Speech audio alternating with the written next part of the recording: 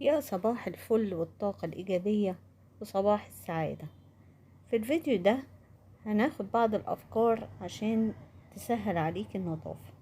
يلا اشربي قهوتك واستعدي. الطاسة دي فيها زيت، مش هندلقه على طول في الحوض، غلط. هنعمل ايه؟ هنجيب ورق ألمونيوم ونحطه عليها وبعد كده نرميه في سلة القمامة. بعد كده هحضر مسحوق للتنظيف، عبارة عن كوباية مية، نص كوباية خل وفانيليا عشان انضف بيها التلاجة. سهل عليا التنظيف.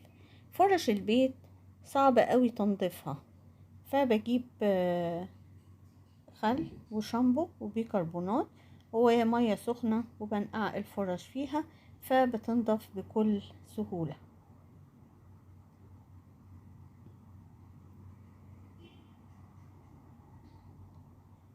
بسيبها ربع ساعة وبعدين افركها في فرشة تانية، بتبقى زي الفل.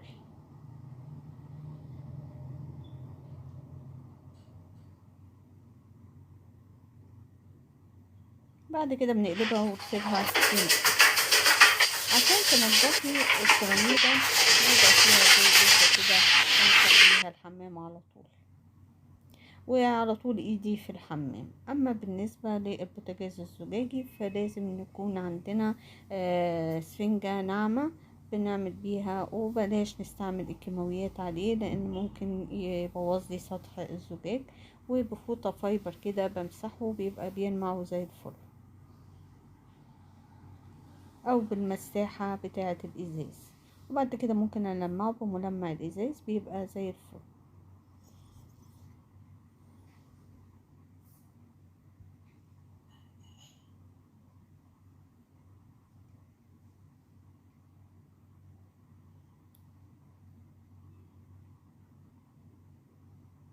ممكن استعمل فوط مايكرو فايبر او فوط حرير كده، بنستخدمها للازاز والتلفزيون والاجهزة الكهربائية والغسالة. منساش نظافة الغسالة الفول اوتوماتيك عشان نظافة الغسيل.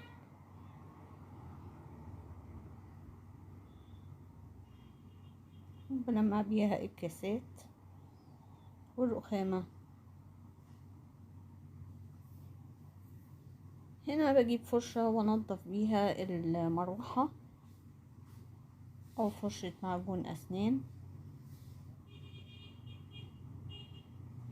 بس احنا هنا محتاجين فرشة كبيرة عشان ننضف بيها اذا كان في تراب او دهون على المروحة. وينفع لجميع الاغراض، مية ومعجون اسنان ومنظف المواعين وشوية خل ومعطر، ونرشهم على المروحة ونحط كيس ونشغل المروحة والمروحة تبقى زي الفل.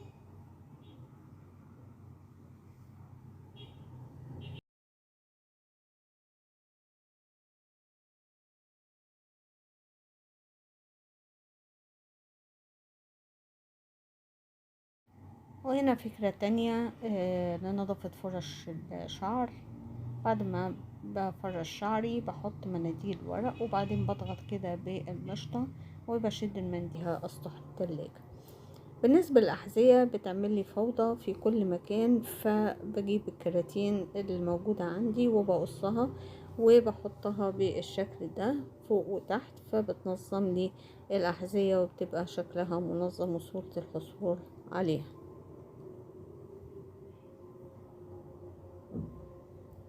برضو طريقة تانية للأحذية وهي عن طريق جراكل البلاستيك.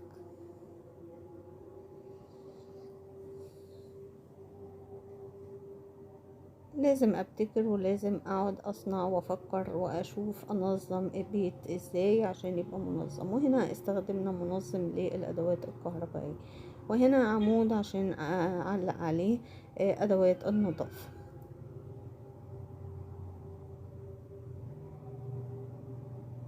الاسلاك برضو من الحاجات اللي بتعمل لي زحمة، فبنجيب الكرتون بتاع مناديل التواليت وبحط فيها الاسلاك.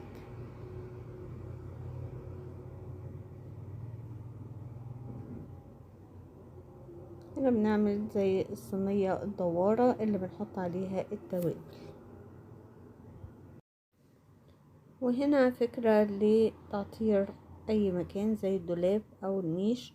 بنجيب الفوط الصحية وبعدين بنحط عليها معطر زي دوني او اي معطر انت تحبي ريحته، وبنشيل اللزق وبنلزقه في اي كورنر في الدولاب او في النيش، بيدي ريحة حلوة اوي. ولو عندي شفاط ستانلس او حوض ستانلس، بحط شوية من زيت جونسون على المساحة او على الفوطة الفايبر وبلمع بيها وبيطلع بيلمع. اما بالنسبة للبوتاجاز وازاز البوتاجاز، حط شوية مية سخنة وبيكربونات او ملح ليمون وبورق الفويل، بدعك كده دعكة خفيفة فبيطلع بكل سهولة. وبعدين بجمعه بالفوطة، وبعدين بالفوطة المايكرو فايبر بلمعه في الاخر بيطلع جديد زي الاول.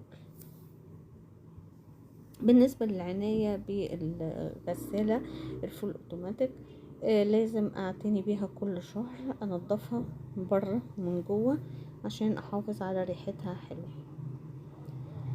عشان كمان الميكروبات والفيروسات بيتجمعوا جوه. بحط بيكربونات جوه وخل واديها دورة كده غسيل كل شهر عشان تتخلص من الفيروسات والميكروبات. برضو من الحاجات اللي لازم اهتم بنظافتها حوض المطبخ، بحط صابون سائل وبيكربونات وخل وميه مغلي ونسمي الله ونقفل ونحط اي معطر وده شوفوا الريحة بقى لتاني يوم. برضو الحمام بيحصل ترسبات فبحط اللاصق ده هو والبوتاجاز. بالنسبة لتخزين الخضروات في اكياس، بنحط سكينة ونسخنها ونحط زي ما انتوا شايفين مثلا فاصوليا مع بسلة ونسخن السكينة، ده بيدينا مساحة تخزينية في التلاجة. ودي فكرة لنظافة الأحذية عند الدخول أو الخروج من المنزل. ودي فكرة تانية عشان أغسل بيها الكوبايات. وهنا لما اعمل زلابية او اي حاجة بتغلبنا الكور دي، بنعمل ازازة وننزل منها الكور. افكار وابتكارات كتيرة بتسهل حياتنا وتساعدنا في موضوع النظافة.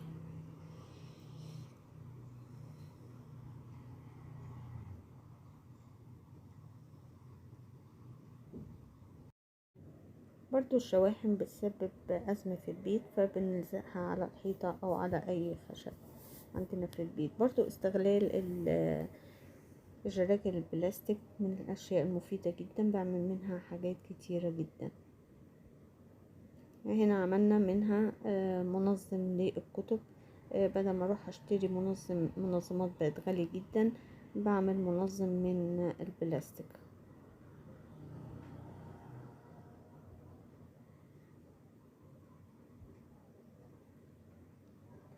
او بعمل منه اشكال جمالية حلو جدا ولما يتحط على المكتب.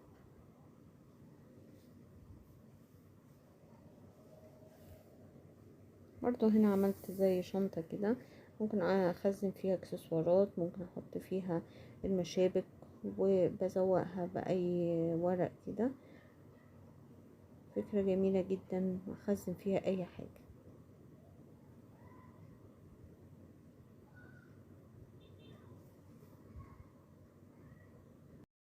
برضو استغلال الازايز البلاستيك، استغل الغطا في انه عملوا للغطا، علق بالغطا وعلق اللي عليها الاسبونجة، او عمل الازازة نفسها للقمامة، واستغل الباقي في انه احط عليه الاطباق. هنا حط الموبايل برضو على الغطا، او عمل منها سلة قمامة. هنا بخرمها وعملها زي مصفى في الحوض. استغلال حلو جدا وجميل وكله فايدة. هنا عمل زي حوامل للأحذية، وهنا دي عملها برضو للمخدات، ينشر عليها المخدات، افكار جميلة ورائعة وبتوفر وبتسهل حياتنا. هنا عامل حامل الموبايل من حاجات كانت ممكن تترمي زي الشماعات الخفيفة دي ممكن تترمي.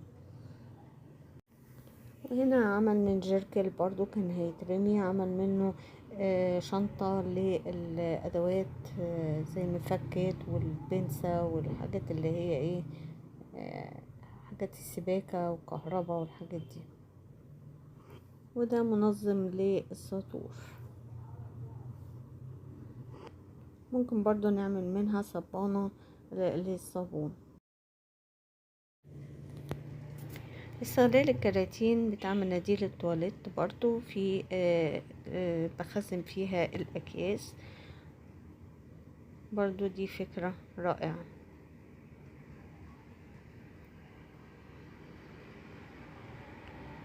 فرش الأسنان بدل ما ارميها ممكن ان انا اعملها بالطريقة دي واستغلها في نظافة الزجاجات.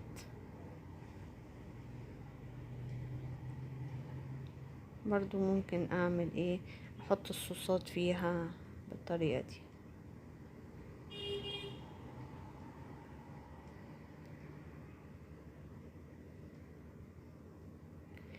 استغلال الاشياء بدل من رميها ده امر جيد جدا.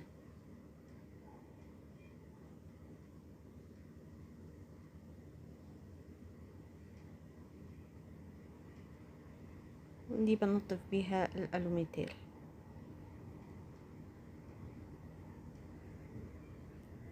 اعملها زي علاقات لفرش الاسنان.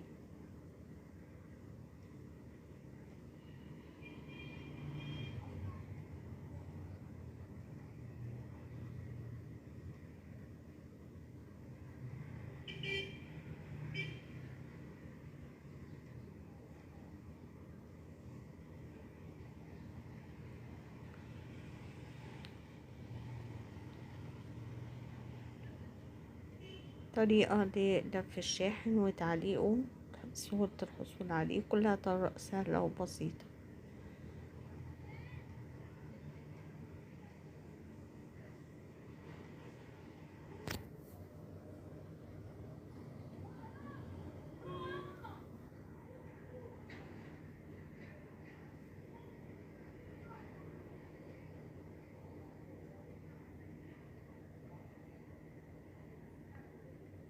هنا بستغل الإزاحة وبيبقى شكلها جميل جدا. وهنا بعمل للمكانس مكان للمكانس والمساحات بدل ما هي ملخبطة عندي في الحمام والمطبخ. ومن الورق ده ممكن احطه في تخزين الأحذية او ممكن استخدمه كخرطوم او ممكن احطه في الشماعات عشان البنطلونات ما تتزحلقش. وهنا العلب دي بتبقى موجودة عندنا، علب الجبنة ممكن استغلها، بحط فيها باكيتات المناديل الورق وبسحبها احفظها من اي مية او اي حاجة، وبلزقها فوق في الحوض في المطبخ. اذا عجبكم النوع ده من الفيديوهات اكتبولي في التعليقات عشان اقدر